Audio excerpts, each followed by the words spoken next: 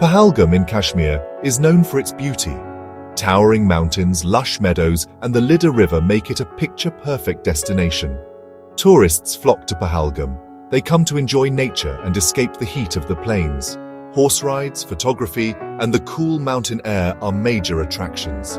But on April 22, 2025, terror shattered Pahalgam's tranquility. Gunmen attacked Baisaran, a popular tourist spot near Pahalgam. They targeted tourists, killing 26 people.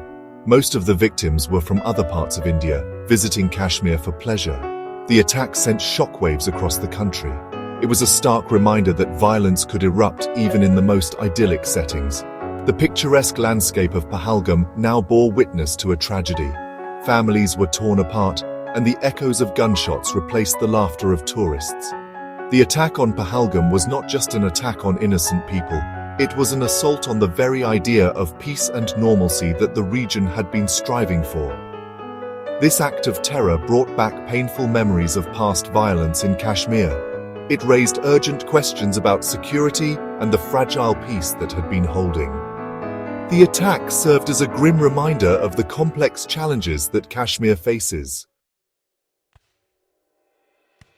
The Pahalgam attack was a well-planned operation. It was carried out by a group of heavily armed militants.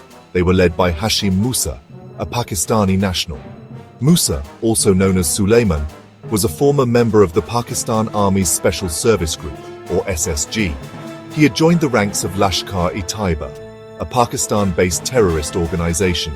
Musa was a highly trained operative with expertise in warfare and survival tactics. He had infiltrated into India in 2023 and had been operating in Kashmir ever since. Musa had been linked to previous attacks, including one in Gagangir that killed several civilians and a doctor. His presence in the Pahalgam attack pointed to a dangerous escalation in terrorist activities. Joining Musa in the attack were other militants, including Ali Bai, another Pakistani national, and two local Kashmiri youths, Adil Thoka and Asif Sheikh. Their backgrounds and motivations for joining the attack remain unclear. However, their involvement pointed to a network of support within Kashmir that enabled such attacks. The presence of local militants alongside a Pakistani commander highlighted the complex interplay of local grievances and external influences in fueling the conflict in Kashmir. The attack was a chilling reminder of the lethal cocktail of ideology, training, and local support that terrorist organizations rely upon.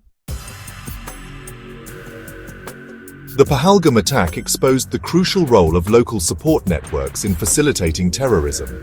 Investigations revealed that a group of at least 14 Kashmiri overground workers, or OGWs, provided logistical support to the attackers. These OGWs, often residents of the same areas where they operate, assist militants with shelter, reconnaissance, and transportation. The OGWs act as the eyes and ears of militant groups, providing crucial information about security arrangements and potential targets. Their deep knowledge of the terrain and local dynamics makes them invaluable assets for carrying out attacks. In the Pahalgam attack, OGWs are believed to have conducted detailed reconnaissance of the area, helping the militants plan their assault.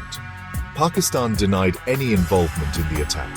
However, India maintained that Pakistan provided training and support to the attackers. India pointed to the involvement of Pakistani nationals like Musa and Ali Bai as evidence of cross-border terrorism.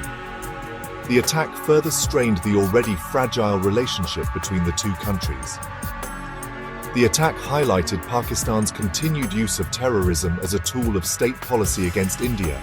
Despite international pressure to crack down on terrorist groups operating from its soil, Pakistan's deep-rooted links with these groups continued to pose a serious threat to regional peace and stability. The Pahalgam attack sent shockwaves throughout India. Security forces launched a massive manhunt to track down the attackers. The army combed through the dense forests surrounding Pahalgam, determined to bring the perpetrators to justice. The attack also sparked outrage and fear among the local population. Tourism, a lifeline for the local economy, suffered a severe blow. Hotels emptied out, and the once bustling markets wore a deserted look. The attack served as a grim reminder of the human cost of the conflict. It shattered the sense of normalcy that had been slowly returning to the region. The attack also had wider geopolitical implications. It led to a sharp escalation in tensions between India and Pakistan. Both countries engaged in cross-border firing, and diplomatic ties were downgraded. The attack underscored the volatile nature of the India-Pakistan relationship and the ever-present threat of conflict. The Pahalgam attack was a stark reminder of the human cost of conflict and the urgent need for peace. It underscored the need for dialogue and reconciliation to address the root causes of the conflict. Only through sustained efforts to build trust and understanding can the cycle of violence be broken and lasting peace be achieved in the region.